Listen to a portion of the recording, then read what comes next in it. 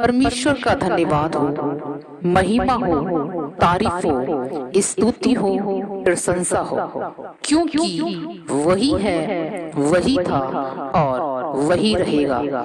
उसकी करुणा सदा की है। वो युगानुग का परमेश्वर है। वो दयावान, कृपालु, अनुग्रहकारी, पावन, पवित्र आत्मा, सत्यवादी आत्मा है। आमीन। चलिए अब वचन में चलते हैं। पवित्र शास्त्र बाइबल के इब्रानियों की पत्री 5 अध्याय 12 पद में परमेश्वर आपसे आज इस बात को कह रहा है। जो भाई बहन प्रभु में काफी समय से हैं और उनके जीवन में गवाही नहीं बन रही है और जिनका ये सवाल है, पहले तो परमेश्वर हमारी प्रार्थना एक ही बार में सुन लेता था। पहले तो मांगते ही परमेश्वर हमारी हर आवश्यकता को पूरी कर देता था, लेकिन अब हमारी प्रार्थना का उत्तर नहीं आ रहा है। क्यों? तो आज का वचन और प्रार्थना उन सभी भाई बहनों का उत्तर लेकर आई है और विशेष उनके लिए इस प्रार्थना को जब वो सुनेंगे तो अपने जीवन में एक बड़ा बदलाव, एक बड़ी आशीष को प्राप्त करेंगे। आमीन। तो पहले वचन पढ़ते हैं इब्रानियों की पुस्तक 5 अध्याय 12 पद, जहाँ पर इस प्रकार लिखा है। प्रभु आपसे इस बात को कह रहे हैं, समय के विचार से तो तुम्हें गुरु हो जाना चाहिए था, तो भी ये आवश्यक हो गया है कि कोई तुम्हें परमेश्वर के वचनों की आदि शिक्षा फिर से सिखाए। तुम तो ऐसे हो गए हो कि तुम्हें अन्न के बदले अब तक दूध ही चाहिए, क्योंकि दूध पीने वाले बच्चे को तो धर्म के वचन की पहचान नहीं होती, क्योंकि वह बालक है। पर अन्न सियानों के लिए है, जिनकी ज्ञानेंद्रियां अभ्यास करते करते भले बुरे में भेद करने में निपुण हो गई हैं। आमीन। परमेश्वर के वचन को आज पढ़े और सुने जाने से परमेश्वर पिता आपके हर सवाल का उत्तर देने जा रहा है। मेरी प्रार्थना है परमेश्वर आपके बीच में अपने वचन को जब लेकर आया है तो ये उसका एक प्लान है। ये आपकी इच्छा नहीं, ये परमेश्वर की इच्छा है कि आप इस प्रार्थना को सुने, उसके वचन को सुने और उसके भेद को जाने, क्योंकि वो आज आपको सारी प्रार्थना का उत्तर देने जा रहा है। आमीन। प्रियो, परमेश्वर का वचन यहाँ कहता था, मेरे अजीजों, कि समय के विचार से तो तुम्हें गुरु हो जाना चाहिए था। ऐसा परमेश्वर ने क्यों कहा?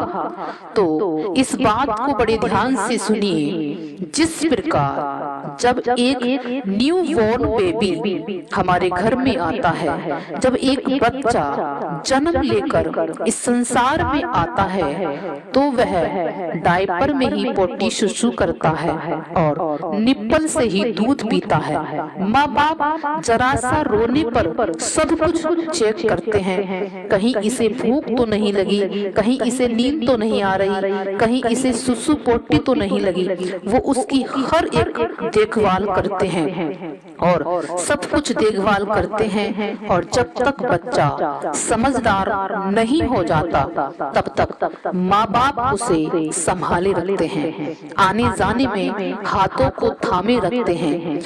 लेकिन एक समय ऐसा आ जाता है कि बच्चा स्वयं सब कुछ करने लगता है, अकेला ही आने जाने लगता है। फिर वो माँ बाप का सहारा नहीं लेता, वरन माँ बाप का सहारा बन जाता है। उसकी मदद करने के लिए वो खुद माँ बाप का सहारा बन जाता है। एक समय था जब माँ बाप सहारा थे, फिर एक समय आता है बच्चे सहारा बन जाते हैं, स्वयं सब कुछ संभालने लगते हैं, सब कुछ करने लगते हैं, स्वयं आने जाने लगते हैं। उसी प्रकार अजीजों, आज परमेश्वर आपसे कुछ कहने जा रहा है।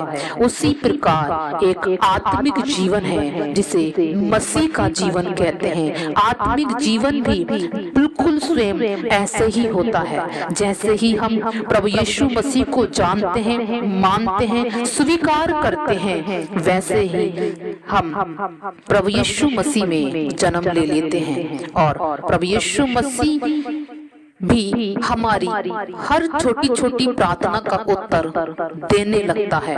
बार बार गिरने पर भी उठाकर खड़ा कर देता है। हमारी हर आवश्यकता को पूरी करने लगता है। हमारा हर एक जरा सा भी रोना परमेश्वर खुशी में बदल देता है। जैसे ही हम परमेश्वर में एंट्री लेते हैं, परमेश्वर में प्रवेश करते हैं, मसीह जीवन में जीने लगते हैं, जैसे ही हम प्रभु यीशु को स्वीकार करते हैं, अद्भुत गवाहियां हमारे बीच में होने लगती हैं और सब कुछ अच्छा होने लगता है। हर आवश्यकता को पूरी कर देता है परमेश्वर। चाहे उस टाइम कुछ भी कहकर आप प्रार्थना करें, वो सुनी ही जाती है। उस टाइम चाहे कोई भी वचन ना बोले तो भी परमेश्वर प्रार्थना सुनता है। क्यों? ऐसा क्यों है? आज क्वेश्चन है बहुत से लोगों का, ऐसा क्यों है? जब हम प्रभु में आए थे, हमारी हर प्रार्थना प्रभु सुनता था, लेकिन आज हमारी प्रार्थना का उत्तर नहीं आ रहा है। क्योंकि परमेश्वर बताता है, क्योंकि उस टाइम बच्चा जब छोटा होता है, माँ बाप उसको सब कुछ प्रोवाइड कराते हैं, सब कुछ देखभाल करते हैं। इसी प्रकार आत्मिक जीवन में जब हम मसीह में जन्म लेते हैं, नए नए विश्वासी होते हैं, प्रभु यीशु मसीह, पवित्र आत्मा, पिता हमको सब कुछ प्रोवाइड कराते हैं। आप बच्चे होते हैं, क्योंकि उसका वचन कहता है पहला कुरिन्थियों 3 अध्याय 2 पद में, जहाँ पर इस प्रकार लिखा है, मैंने तुम्हें दूध पिलाया, अन्न नहीं खिलाया, क्योंकि तुम उसको नहीं खा सकते थे, क्योंकि अब तक तुम शारीरिक थे, तुम शरीर में थे। कैसे? तो इसलिए कि जब तुम में डाह और झगड़ा, क्रोध, नफरत, जलन, ईर्ष्या, झूठ था, तो तुम आत्मा में नहीं वरन शरीर में ही थे। और जब तुम शरीर में थे, तब मैं तुमको संभाले रहा, मैं तुम्हारी प्रार्थनाओं को सुनता रहा कि कहीं तुम गिर न जाओ, और बार बार गिरने के बाद भी मैं तुमको उठाता रहा। इसीलिए तुम उस टाइम शरीर में थे और मैंने तुमको दूध पिलाया। तुम आत्मा में आत्मा में बच्चे थे और इसीलिए परमेश्वर कहता है मैंने तुमको दूध पिलाया था, रोटी नहीं। क्या तुम अभी भी बालक ही हो? आमीन। यहाँ पर प्रभु आपसे कह रहे हैं, जब तुम आत्मा में जन्मे थे, तब तुम में ढा, ईर्ष्या, घमंड, लालच, संसार का सारी विचारणी सब कुछ होता है। तब तुम एक बच्चे ही होते हो, क्योंकि सियाना व्यक्ति, समझदार व्यक्ति इन बातों की खोज में नहीं होता है।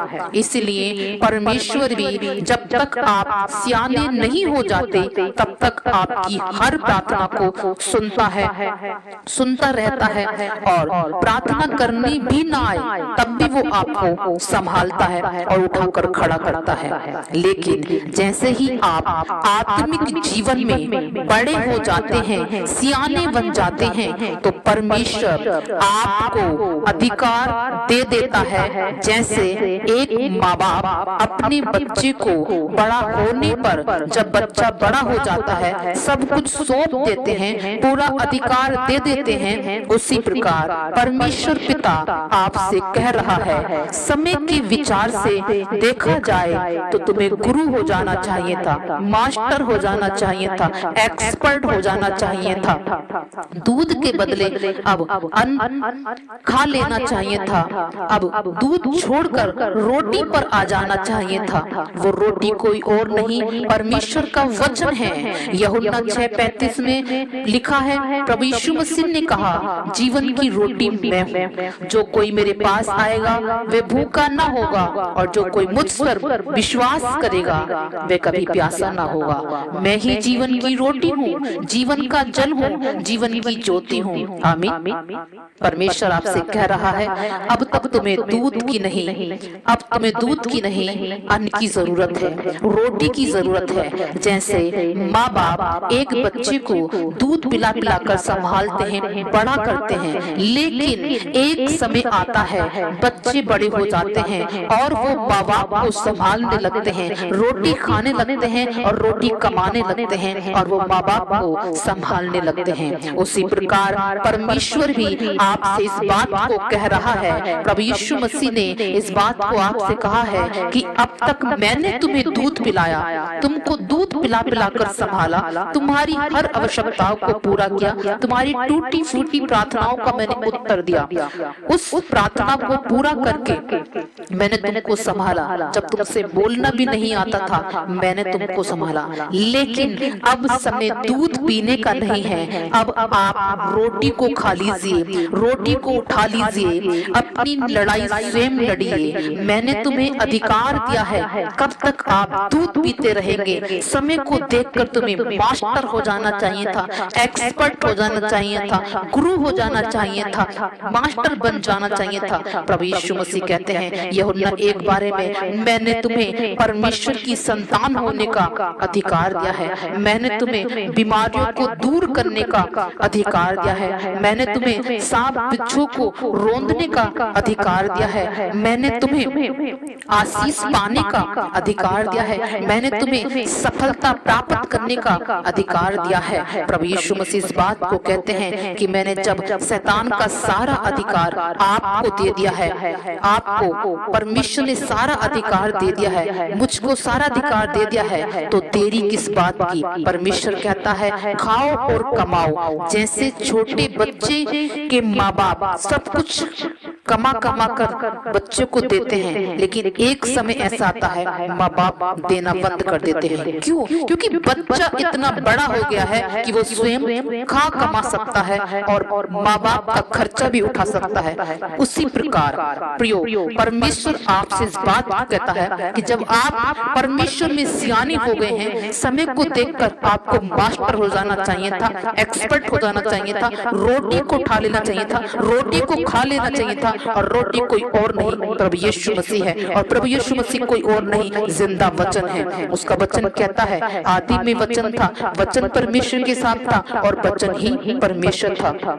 यूहन्ना 6:35 में परमेश्वर ने कहा कि वचन रोटी है। अजीजों, कुछ और नहीं, बाइबल ही परमेश्वर है, परमेश्वर का वचन ही बाइबल है और वो वचन ही रोटी है। सब कुछ यही है। पहले आप बच्चे थे, लेकिन अब प्रभु कह रहा है आप सियाने हो गए हैं, अब आपको दूध की नहीं रोटी की आवश्यकता है। परमेश्वर आपसे कह रहा है कि अब आप रोटी को उठा लीजिए, रोटी को खा लीजिए और रोटी को कमा लीजिए। सब कुछ रोटी में है और मनुष्य की आवश्यकता भी, पहली आवश्यकता यही होती है, रोटी, कपड़ा और मकान। मकान भी परमेश्वर ने इस बात को कहा है कि मैं तेरा परमेश्वर यहोवा हूँ, तेरी हर आवश्यकताओं को पूरा करूंगा। कैसे?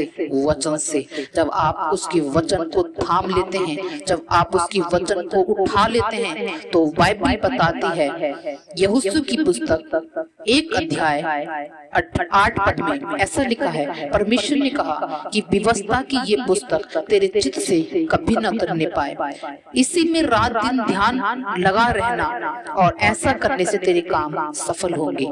अजीजों, जब आप परमेश्वर के वचन में ध्यान करते हैं, उसके वचन के अनुसार करते हैं, तब आप सारे काम सफल होता हुआ देखते हैं और सब कुछ आप सफल हर तरफ से सफल ही सफल प्राप्त करते हैं। परमेश्वर ने इस बात को कहा कि अब आप दूध पीने का समय नहीं, अन्न को खा लीजिए, अन्न को उठा लीजिए। अन्न कोई और नहीं, प्रभु यीशु मसीह का वचन है। इसलिए परमेश्वर ने कहा है, एक समय ऐसा आता है कि बच्चे खाते हैं, माँ बाप कमाते हैं, लेकिन एक समय ऐसा आता है कि बच्चे कमाते हैं और माँ बाप खाते हैं। अब प्रभु यीशु मसीह ने आपको कमाकर खिला दिया है, अब आपको खुद उसमें कमाना है और औरों को भी खिलाना है, और वचन का तोड़ा ऐसा हो कि परमेश्वर भी उससे खाए। आमीन।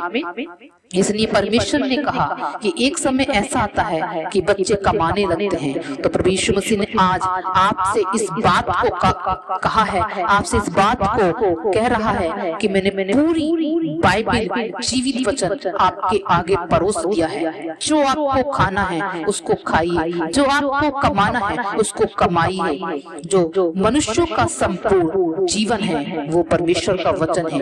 बाइबल में ही, वचन में ही आशीष है, वचन में ही चंगाई है, वचन में ही छुटकारा है और वचन में ही सफलता है। वचन ही जीवन है, वचन ही ज्योति है, वचन ही रोटी है, वचन ही जल है। सब कुछ वचन में ही छुपा है। इसलिए आज ये वचन आपके सवालों का उत्तर है। इब्रानियों 5:12 में मेरा परमेश्वर, आपका परमेश्वर आपसे इस बात को कह रहा है कि मैं आपसे बहुत प्रेम करता हूँ। जिस प्रकार माँ बाप बच्चे चाहे बूढ़े भी क्यों न हो जा, फिर भी माँ बाप बच्चों को प्रेम करते हैं। भले ही बच्चे सब कुछ कमाते हैं, उसके बावजूद भी माँ बाप बच्चों को बच्चा ही समझते हैं। ऐसे ही मेरे अजीजों, परमेश्वर आपसे प्रेम करता है, आप उसके बच्चे हैं। उसका वचन कहता है, यशायाह नबी की पुस्तक में लिख के दिया है, प्रभु यीशु मसीह ने कहा कि एक दूध पिलाने वाली माँ भूल सकती है, लेकिन मैं तुझे कभी न भूलूंगा।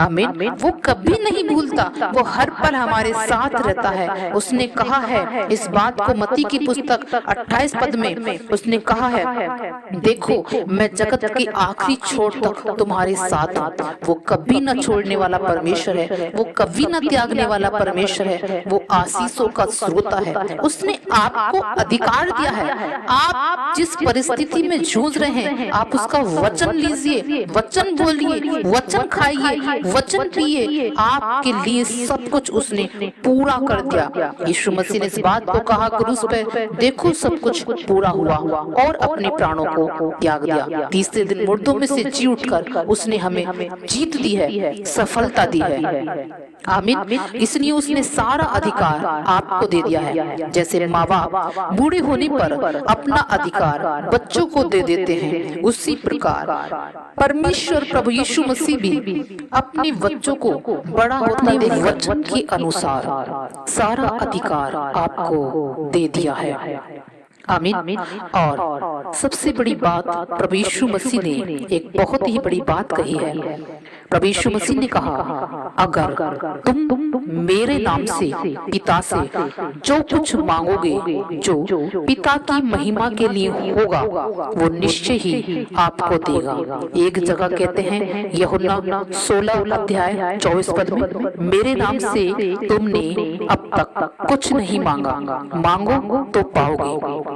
यानी कि प्रभु यीशु मसीह ने ये संकेत दे दिया है कि यीशु मसीह के नाम से जब हम कोई काम करते हैं तो पिता की महिमा के लिए होता है, जिसमें हमारी भी महिमा होती है, उसको परमेश्वर पूरा करता ही करता है। इसने यीशु मसीह ने कहा, मांगो तो पाओगे। ये उसका एक भेद है। जब आप उसके वचन पर ध्यान करते हैं, ध्यान लगाते हैं, उसके वचन को सुनते हैं, जब आप उसकी रोटी को खाते हैं जो जीवित वचन है, तो वो रोटी आप में ताकत देती है। आप उस ताकत का इस्तेमाल अपनी परिस्थितियों के खिलाफ करें, अपनी हालातों के खिलाफ करें और अपने हालातों पर जयवंत हों। आमीन। इसलिए यशायाह नबी की पुस्तक 8 अध्याय 20 पद में लिखा है कि तुम वचन और गवाही की चर्चा ही किया करना।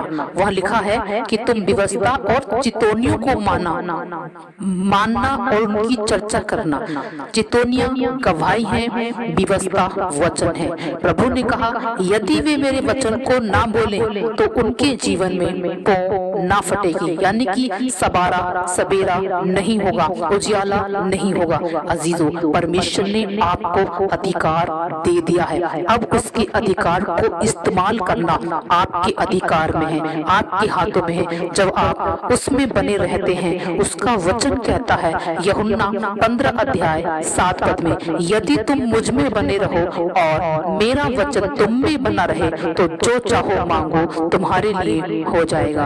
अजीजों, परमेश्वर आपसे प्रेम करता है।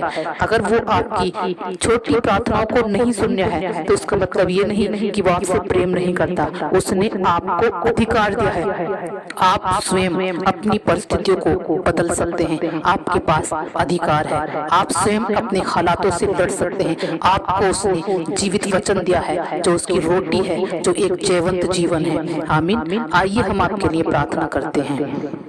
धन्य है आप सृष्टि के मालिक प्रभु परमेश्वर, प्रभु यीशु मसीह नासरी के नाम से पिता, हम आपके चरणों में आते हैं। स्वर्ग में विराजमान पिता परमेश्वर, परम पिता परमात्मा, हम अपने घुटनों पर आते हैं प्रभु यीशु मसीह के नाम से।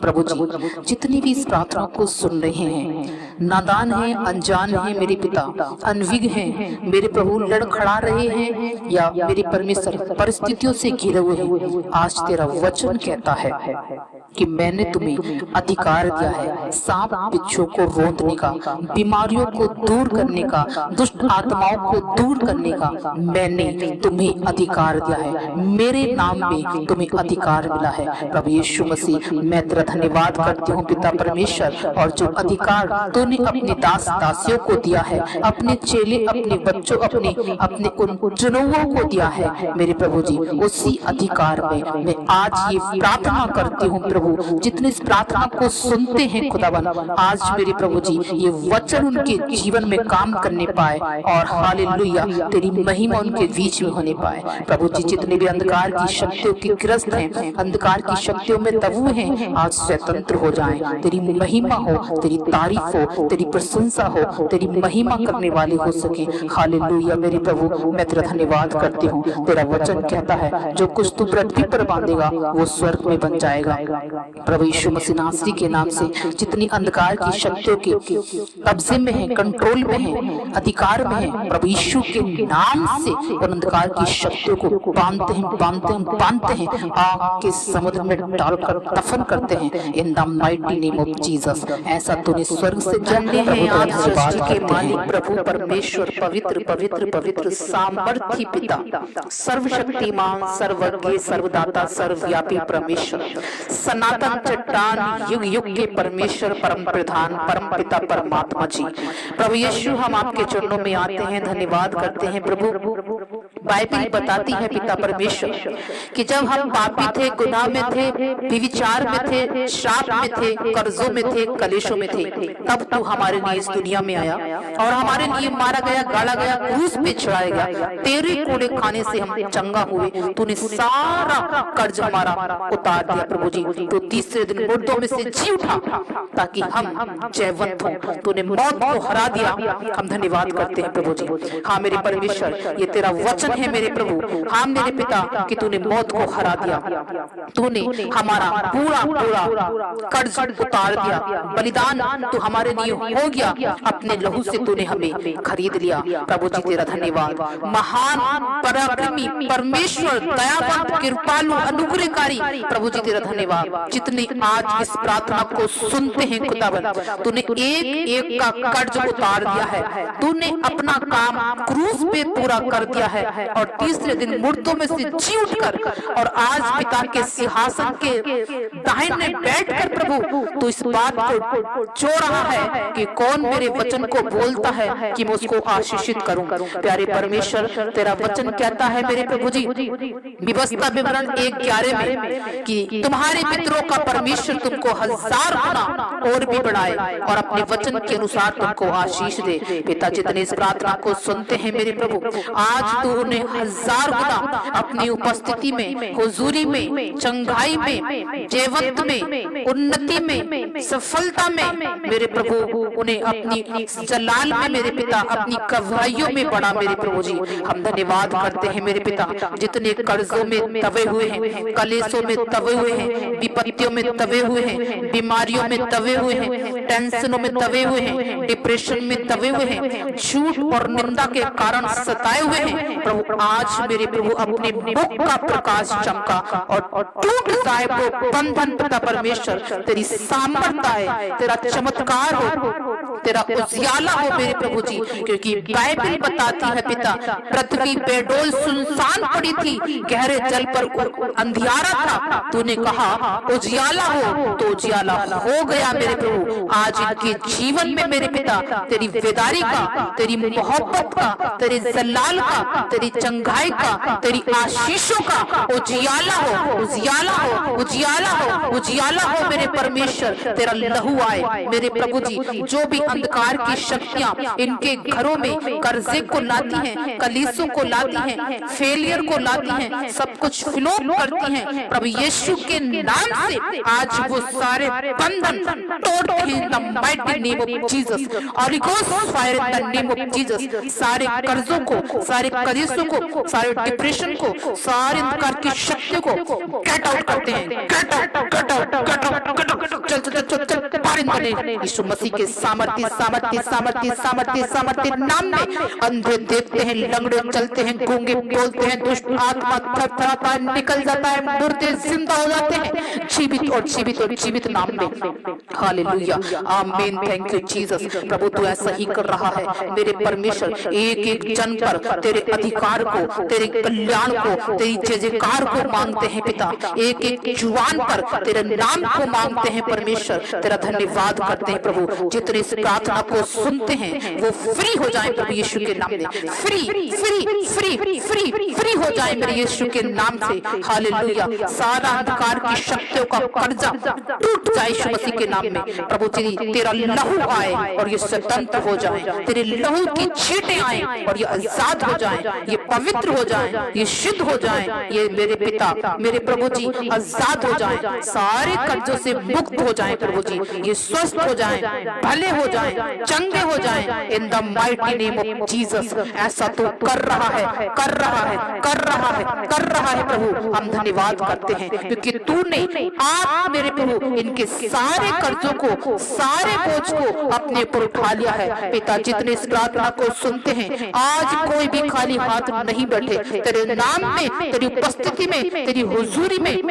जीवंत हो जाए पिता, अपने कर्जों से छूट जाए प्रभु। तूने कहा ए बोझ से दामे हारे लोगों, अपना भारी बोझ मुझे दे दो और मेरा जुआ जो सहज हल्का है उठा लो प्रभु जी। आज इनके कर्जों के, कलेशों के, विपत्ति के, दुखों के, टेंशनों के, डिप्रेशन के, बीमारियों के, हताशा के, गरीबी के, लाचारी के, असफलता के बोझ को आपके ऊपर देते हैं पिता और तेरा जुआ इनके जीवन पर मांग लेते हैं प्यारे परमेश्वर। ऐसा तूने कर दिया, हम धन्यवाद करते हैं। सारा आदर सम्मान, सारी महिमा, सारा गौरव तुझे देते हैं। बड़ी रिवाइवल मूवमेंट मेरे पिता परमेश्वर, बड़ी रिवाइवल बेदारी के बीच में आए यीशु मसीह के नाम में मांगते हैं। थैंक यू जीसस, आमीन आमीन आमीन।